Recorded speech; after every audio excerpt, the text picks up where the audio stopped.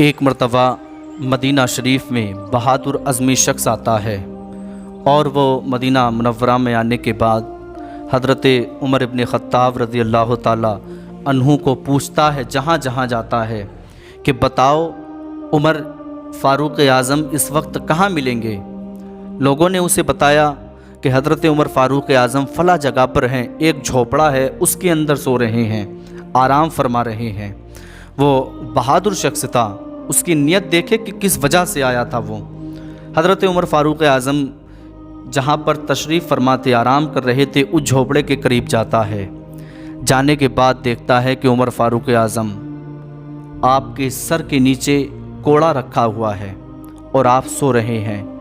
اس کے قلب میں، اس کے دماغ میں خیال آیا کہ اچھی بات ہے کہ کیسر و کسرا اس کے نام سے کانپتے ہیں اور کوئی بھی انسان کوئی غلط قدم نہیں اٹھا سکتا اس کی وجہ سے۔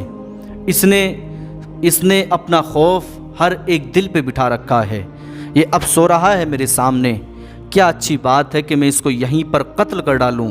اس نے اپنی تلوار کو کھینچا اور جیسے ہی حضرت عمر فاروق اعظم رضی اللہ تعالیٰ عنہ کی طرف بڑھنے لگا، اللہ نے 2 شیر وہاں پر فوراً مقرر کر دیے۔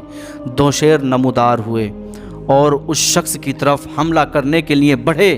جیسے ہی اس پہ حملہ کیا اس کی چیخ نکل گئی۔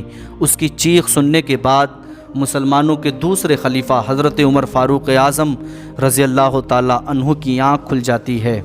آپ نے اب بات دیکھیں کہ دشمن ہے لیکن آپ نے شیروں کو وہاں سے بھگا دیا۔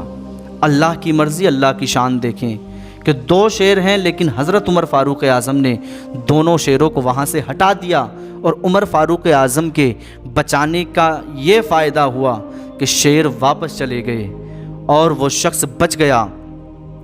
اس نے پھر حضرت عمر فاروق اعظم کی بارگاہ میں عرض کیا اور سارا واقعہ بتایا کہ میں کس وجہ سے آیا تھا۔ میں اس وجہ سے آیا تھا کہ میں آپ کا پتہ پوچھوں اور میں آپ کو قتل کر ڈالوں۔ میں نے اپنی تلوار باہر نکال لی تھی آپ کو قتل کرنے کے لیے، لیکن میں آپ پہ فتح نہیں ہو پایا۔ جیسے ہی میں آپ کی طرف بڑھا قتل کرنے کے لیے تو 2 شیر پتہ نہیں کہاں سے آ گئے، یہاں پر نہیں تھے۔ پہلے یہاں پر کوئی نہیں تھا، آپ تھے یا میں تھا۔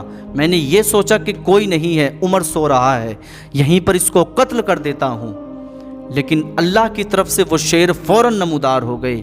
میرا ایمان کہتا ہے وہ اللہ تعالیٰ کے فرشتے تھے۔ وہ یہاں پر آئے اور انہوں نے میرے اوپر حملہ کر دیا اور اللہ نے تم کو بچا لیا۔ وہ فوراً حضرت عمر فاروق اعظم کی بارگاہ میں عرض کرتا ہے، سچے دل سے توبہ کرتا ہے اور کلمہ طیبہ پڑھ کے مسلمان ہو جاتا ہے۔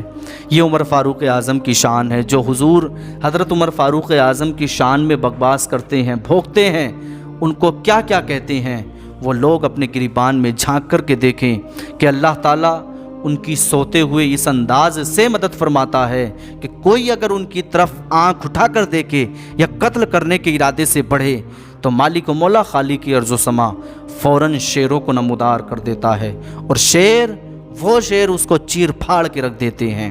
اس لیے یاد رکھنا، حضرت عمر فاروق اعظم حضور کے دوسرے خلیفہ ہیں، ان کا ادب، ان کا احترام کرنا ہمارے اوپر فرض ہے، ضروری ہے۔ ہم کو چاہیے کہ ہم حضرت عمر فاروق اعظم کی شان میں ایک لفظ نہ کوئی غلط سنیں، نہ ایک لفظ کوئی غلط بولیں۔ اللہ تعالیٰ ہمیں اور آپ کو تمام امت مسلمہ کو صحابہ اکرام سے سچی محبت کرنے کی توفیق عطا فرمائے۔